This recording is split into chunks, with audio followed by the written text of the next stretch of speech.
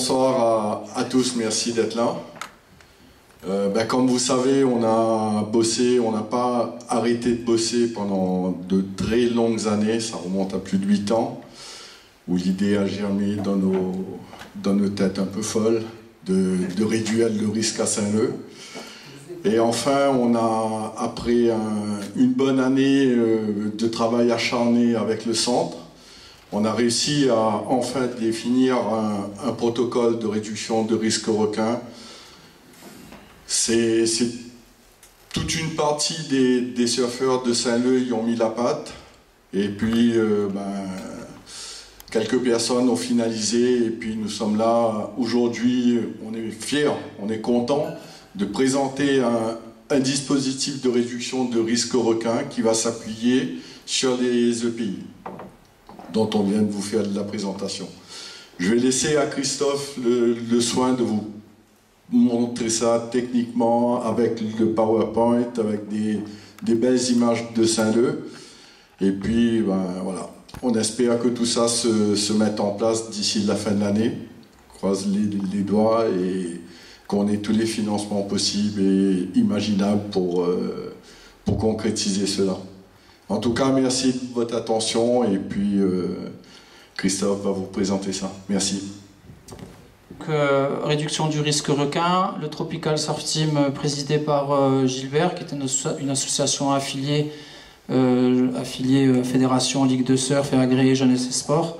Et c'est suite à l'attaque de Fabien en 2012 qu'on s'est retrouvés autour d'une table et on s'est dit bon, qu'est-ce qu'on fait? Et il y a quelqu'un dans la salle qui s'appelle Eric Courtois Tarzan, qui est le fondateur du Tropical Surf Team, qui a fait ça en 92, en 91 je sais plus, et c'était un club qui avait une très mauvaise réputation parce que c'était le comité de défense de la vague suite aux compètes pro qu'il y avait.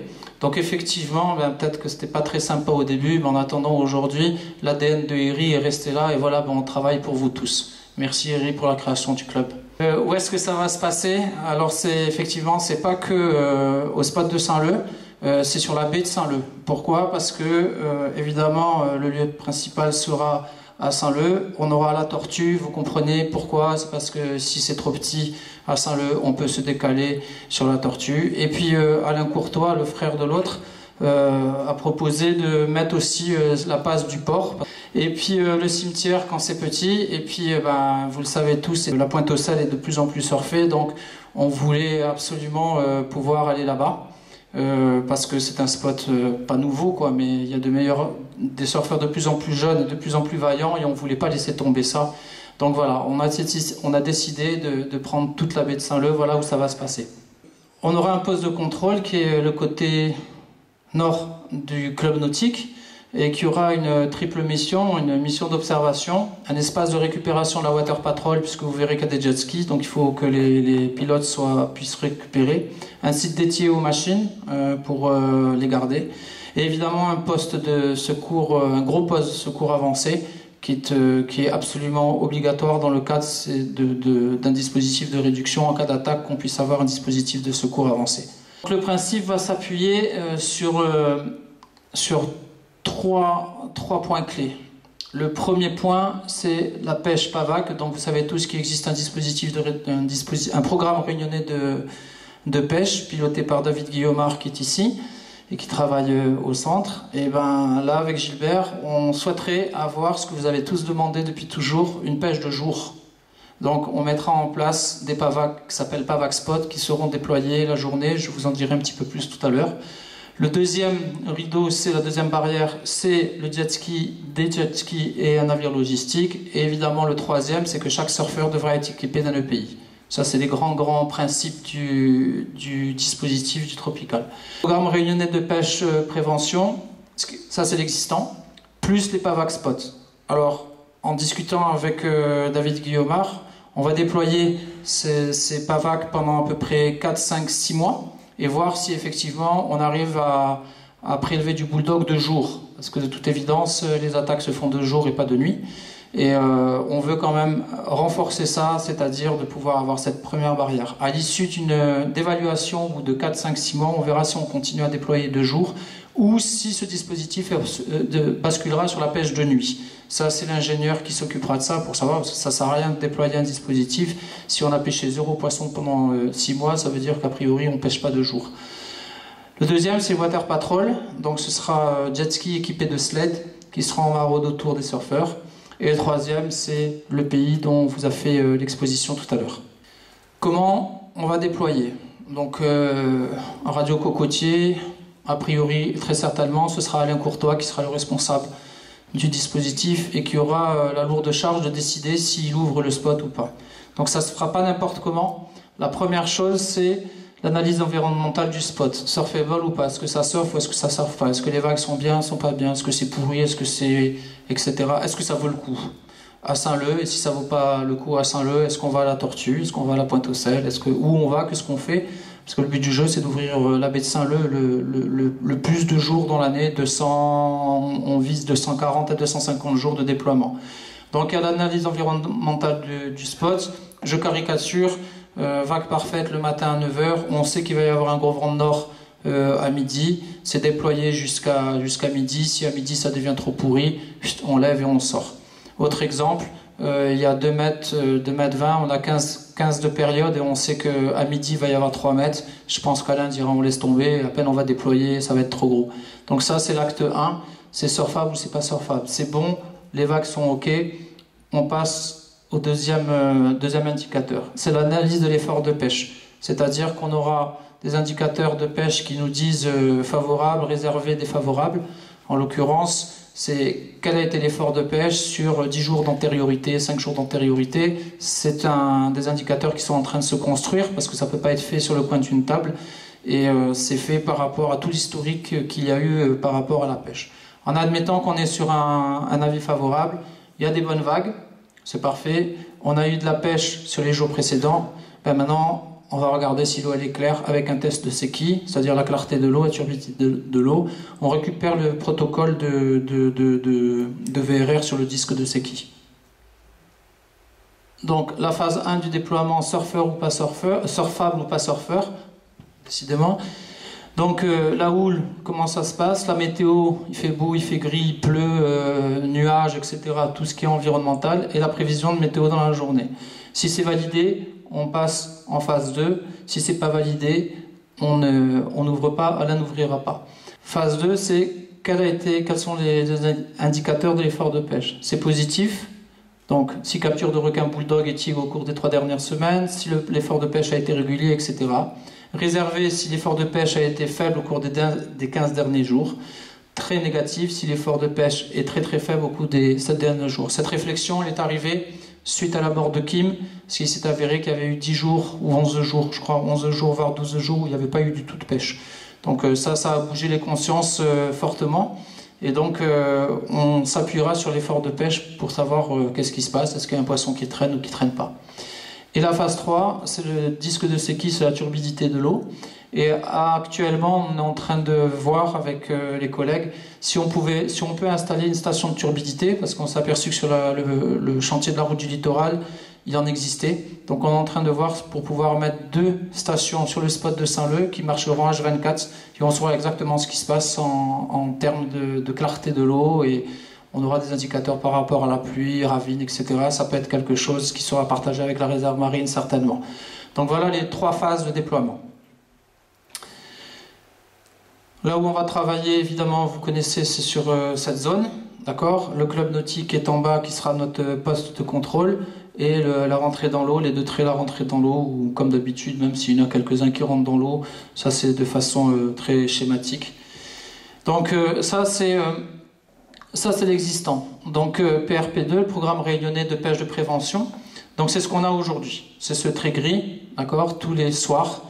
Quand les conditions météo le permettent, nous avons à Saint-Leu 2 brigades de pêcheurs qui se déploient à chaque fois que c'est possible. Pour vous donner une idée, parce que c'est difficilement visible, depuis 2016, voilà l'effort de pêche que nous avons eu dans la baie. C'est ça. Donc le spot est ici, la tortue là-bas, la Pointe-aux-Sel ici. Tous les points rouges que vous avez, c'est toutes les pavas qui ont été installées. Donc vous remarquez qu'il y a un nuage de points qui est assez important. Et c'est tout à fait volontaire de la part des pêcheurs et de la demande de David d'être quand même prêt de nos pratiques. D'accord? Et ensuite, toutes les lignes, c'est les palangres horizontales de fond qui sont aussi déployées. Donc ça vous donne quand même si j'ai pas les chiffres très précis, David les a, et vous pouvez les demander, on vous les communiquera, c'est tout à fait transparent.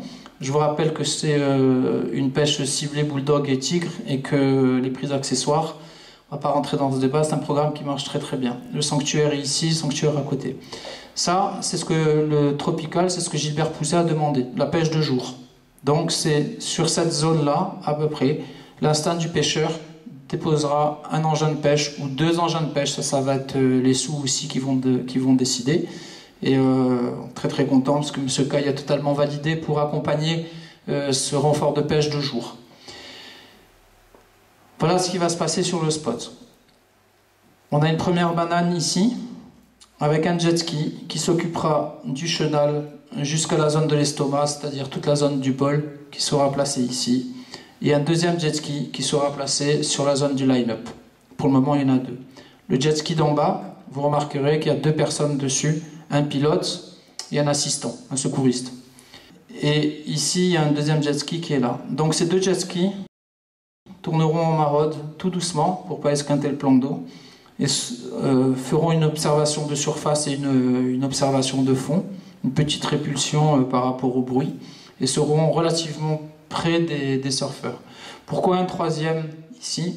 Ça, c'est celui où s'il y a une grosse houle, parce qu'on a remarqué régulièrement, en admettant qu'il y a 2 mètres, série surprise à 2,50 m, bon, il y a ceux qui la chopent, il y a ceux qui la prennent sur la gueule, et il y a ceux qui réussissent à ramer parce qu'ils l'ont vu arriver de loin et qui passent juste en canard et qui se retrouvent. Et on se retrouve dans 10-12 mètres d'eau, tout seul, derrière le line-up, tout seul. Et toutes les attaques qu'on a eues jusqu'à maintenant, c'était quelqu'un qui s'était retrouvé isolé. Et donc ce jet-là aura la mission de réussir à regrouper les 3 ou les 4 ou les 5 ou les 6 surfeurs qui ont réussi à passer la vague de série. Et ici, on a un semi-rigide d'appui qui est un poste de secours avancé. Et puis aussi, il aura une glacière et des fruits secs pour pouvoir alimenter les 2 jets. Pourquoi 2? Parce qu'en cas d'attaque, le pilote, surtout s'il doit se rapprocher d'une zone de déferlement, si on a une victime, on a 3 scénarios. Elle est consciente et à peu près autonome, il faut l'aider à monter. Elle est consciente mais pas du tout autonome, il faut l'assister à monter. Elle est inconsciente et il faut l'aider à monter pour pouvoir la dégager. Donc voilà les 3 principes, c'est-à-dire en 1, ça c'est l'existant, le gris c'est la pêche, en 1 la pêche de jour, en 2 les jet skis, en 3 les surfeurs qui sont équipés d'un EPI. Donc en partant de la mer, si on a un bulldog qui arrive, est-ce qu'il a été prélevé, est-ce qu'il a été pris par la patrouille sur le programme? S'il n'a pas été pris par la patrouille, est-ce que de jour et qu'il est sur zone, on arrive à le prélever sur la pêche de jour? Si on ne l'a pas prélevé, qu'il s'approche encore, il faudra qu'il passe les 2 jet skis ou les 3 jet skis qui quand même, c'est une vraie présence sur l'eau. Et ensuite, s'il a réussi à passer le 3e, il arrive sur le surfeur qui est équipé d'un EPI. Donc l'addition de ces barrières, on espère qu'on ne se plante pas évidemment, parce qu'on parle de choses très très graves. Donc voilà où on en est aujourd'hui, c'est le principe. On voit un poisson, on a un doute, qu'est-ce qui se passe, qu'est-ce qu'on fait? Alors on ne va pas attendre 7 jours que le requin s'approche du Shark Shield ou du No Shark ou du RPLA. Les 4 embarcations se mettront en rond comme ça, et les surfeurs devront rentrer soit sur le platier, et ensuite se rentrer en prenant la première mousse et en sortant le plus tôt possible de l'eau si on a une suspicion d'un bulldog ou d'un tigre, peu importe, si on a tout simplement une suspicion sur une observation. J'ai dû mettre cette photo parce que quelques personnes ne comprenaient pas ce que ça voulait dire le platier, donc ici vous voyez quand même qu'il y a quelques surfeurs, voilà. Et donc, vous voyez que pour aller sur le platier, c'est une histoire de 3-4 secondes. Bon, évidemment, on s'esquintera les pieds, mais c'est le moindre mal. Et puis sinon, prendre une mousse, sortir, se débrouiller pour partir. J'ai été obligé de mettre ça pour les personnes qui ne connaissaient pas le spot, à quoi ça ressemblait. Ce qu'on aimerait ne jamais voir, c'est s'il y a une attaque, on se retrouve, on est obligé de multiplier les scénarios. En l'occurrence, si les vagues sont pas trop grosses, c'est l'évacuation immédiate vers le poste de secours. Le poste de secours est équipé d'un défibrillateur, l'oxygénothérapie. On est en lien directement avec le SAMU et on est en lien directement avec le SAMU hélico. Et surtout, on est en lien avec les médecins qui sont autour, pas loin du spot. Gilbert et Alain ont déjà été les voir, de telle manière à ce que lorsqu'on sera en déploiement, lundi c'était le docteur, mardi c'était le docteur, mercredi, etc. De manière à ce que si on est quelque chose, dans l'état de choc et au regard de la blessure, de la gravité de la blessure, on aura un médecin avant l'arrivée du SAMU.